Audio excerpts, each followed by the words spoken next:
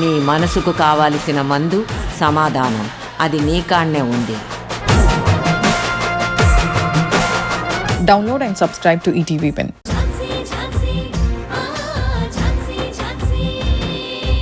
Bye చెప్పడానికి ఏమవుతుందండి? వాళ్ళని చూడండి, మీరు బాయ్ చెప్తారని వాళ్ళెంత ఆశగా ఎదురు చూస్తున్నారో. చెప్పండి.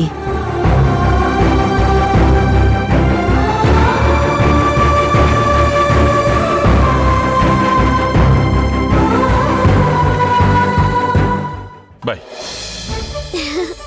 ఏ తాతయ్య బాయ్ చెప్పాడు, తాతయ్య బాయ్ చెప్పాడు.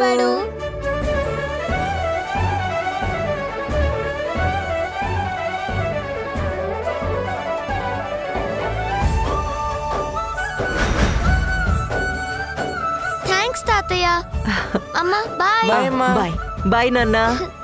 పిన్ని, we are so happy పిన్ని. బాయ్. బాయ్.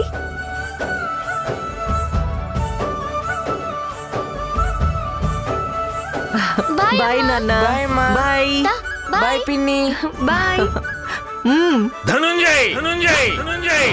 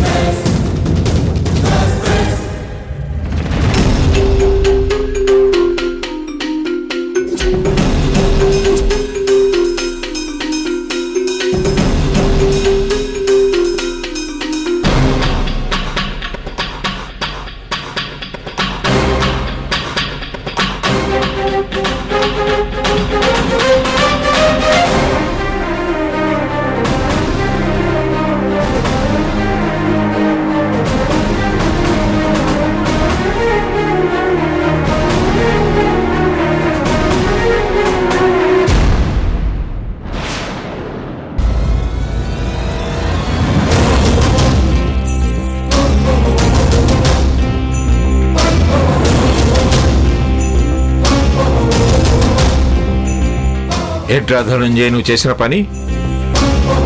నువ్వు నా నీడ లాంటి వాడివని నమ్మాను కదరా. నా పెద్ద కొడుకు నా మనసు తెలుసుకుని నడుచుకుంటాడని మురిసిపోయాను కదరా. అలాంటిది నువ్వు నీ భార్య కలిసి నాకు వెన్నుపోటు పొడుస్తారా?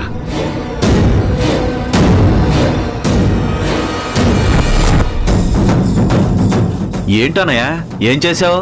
నాన్నేంటి ఎలా అంటున్నారు? ఏంటనయ్య వెన్నుపోటు పడవడం ఏంటి?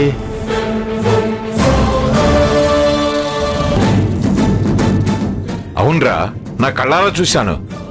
ఏంటనయ్య మొన్న ప్రాఫిట్స్ లో వచ్చిన 23 కోట్లు నాన్నకు తెలియకుండా స్వాహా చేసేసావా? లేదంటే నాన్నలాగే నువ్వు ఫాల్స్ ప్రెస్టేజ్కి పోయి అప్పుల్ని లాభాలుగా చూపించావా? అలా చేసినా నేను బాధపడేవాడిని కాదురా. కానీ వీడు చేసిన పనికి నా తల కొట్టేసినట్టు అయిపోయింది.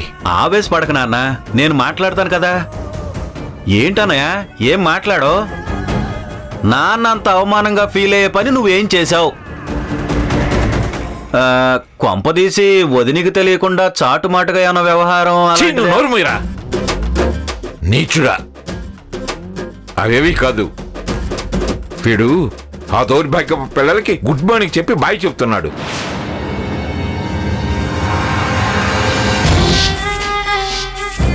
వాళ్ళ మొహాలు చూడటమే దరిద్రం. అలాంటిది వీడు వాళ్ళ పైన వాత్సల్యం చూపిస్తున్నాడు.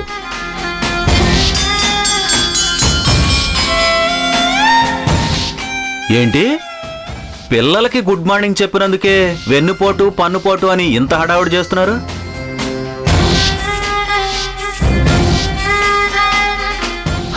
అయినా వాళ్ళేమైనా పరాయి వాళ్ళ? స్వయానా అన్నయ్య కొడుకు పిల్లలు, వాళ్ళకి గుడ్ మార్నింగ్ చెప్తే తప్పేంటి నాన్న? తప్పున్నారా? వాళ్ళు పిల్లలు కాదు, ఈ ఇంటికి పట్టిన పిశాచాలు.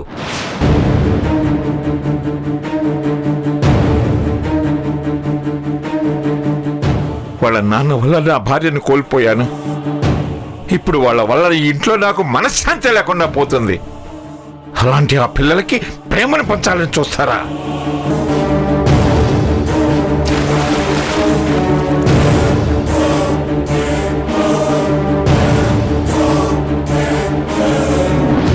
నాకు నా పెద్ద కొడుకు ఒక్కడే చాలు, వాడే నాకు అండా దండ అన్ని అని నమ్మాను. నా ప్రేమనే కాదు, నా పగను కూడా పంచుకుంటాడని గర్వపడ్డాను. కానీ ఇప్పుడు నిన్ను చూశాక అర్థమవుతుంది అదంతా నా భ్రమ అని.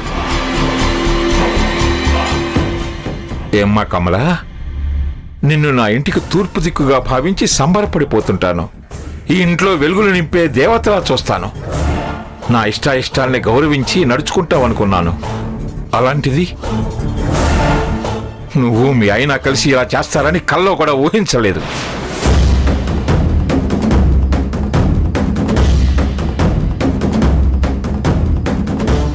ఇన్నాళ్ళు మీరంతా నన్ను గౌరవిస్తున్నారని, నా మాటకు విలువిస్తున్నారనుకున్నాను. కానీ నటిస్తున్నారని ఇప్పుడే అర్థమైంది.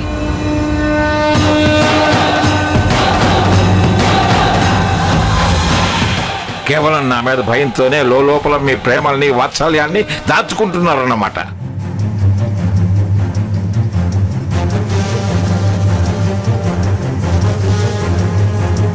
చాలురా, చాలు.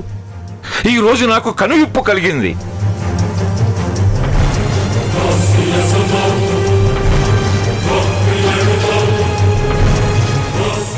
మీరంతా ఏకమై నన్ను, నా నమ్మకాన్ని కాదన్నాక నేను ఈ ఇంట్లో ఒక క్షణం కూడా ఉండలేను.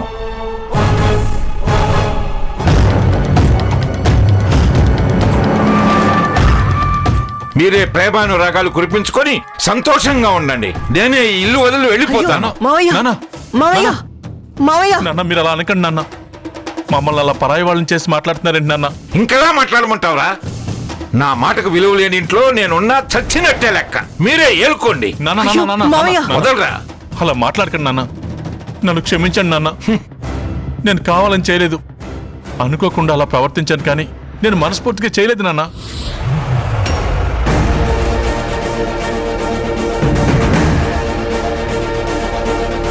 నాకు మీరే దైవం, మీ మాట వేదం. మీరు లేకుండా నేను ఇంట్లోనే కాదు ప్రాణాలతో కూడా ఉండలేను నాన్న. నన్ను క్షమించండి నాన్న, ప్లీజ్.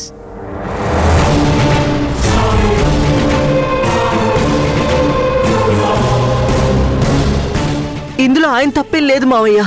నేనే అలా చేయమని ఆయన్ని ప్రేరేపించాను. నేను బలవంతం చేయడం వల్లే ఆయన పిల్లలతో అలా ప్రవర్తించాల్సి వచ్చింది. తప్పంతా నాదే మావయ్య. మీరు ఏ శిక్ష వెయ్యాలనుకున్నా నాకు వెయ్యండి. అంతేకాని మీరిలా మమ్మల్ని వదిలి వెళ్తాననకండి. మీరు లేకుండా ఆయన ఒక్క క్షణం కూడా ఉండలేరు మావయ్య. మీరు మాకు దైవంతో సమానం. దయచేసి ఈ ఒక్కసారి మమ్మల్ని క్షమించండి. ఇక ముందు మీ మనసు నొచ్చుకునేలాగా మేము ఏ పని చెయ్యం మావయ్య. క్షమించండి మావయ్య, క్షమించండి మావయ్య. కమలా,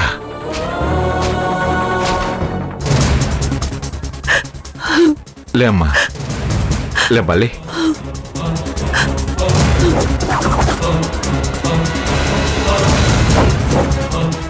ఏమ్మా ఛాన్సీ, ఇప్పుడు నీ కళ్ళు చల్లబడ్డాయా? మనసు తృప్తిగా ఉందా?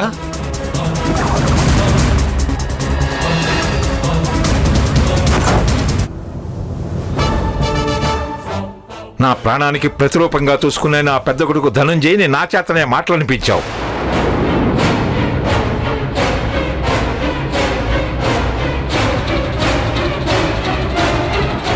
మా ఇంటి లక్ష్మీదేవైన నా పెద్ద కోడల చేత కన్నీళ్లు పెట్టించి నన్ను ప్రాధేయపడేలా చేశావు. ఇప్పుడు నీకు సంతోషమేనా?